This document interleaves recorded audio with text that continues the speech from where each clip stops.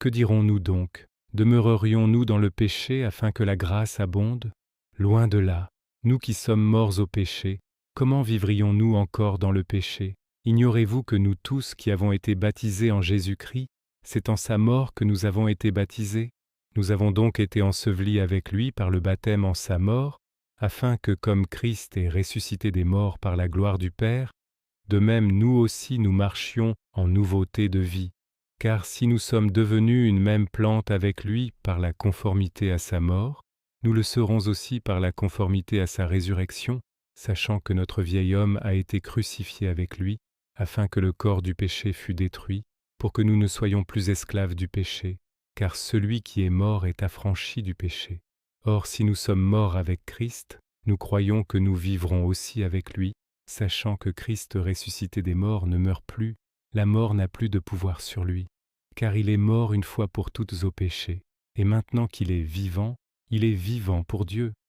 De même vous aussi, regardez-vous comme morts au péché et comme vivants pour Dieu en Jésus-Christ notre Seigneur. Que le péché ne règne donc point dans votre corps mortel, et n'obéissez point à ses convoitises.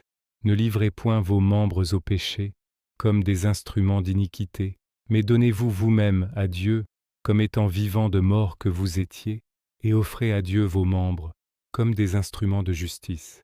Car le péché n'aura point de pouvoir sur vous, puisque vous n'êtes pas sous la loi, mais sous la grâce. Quoi donc?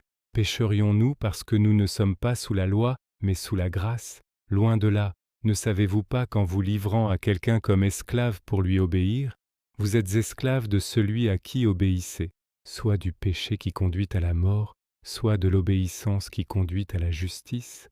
Mais grâce soit rendue à Dieu de ce que, après avoir été esclave du péché, vous avez obéi de cœur à la règle de doctrine à laquelle vous avez été livrés.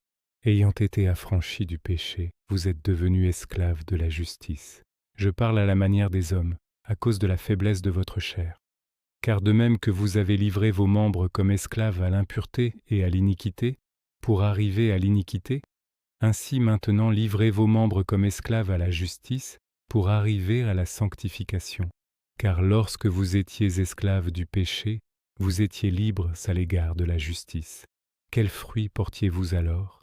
Des fruits dont vous rougissez aujourd'hui, car la finalité de ces choses, c'est la mort.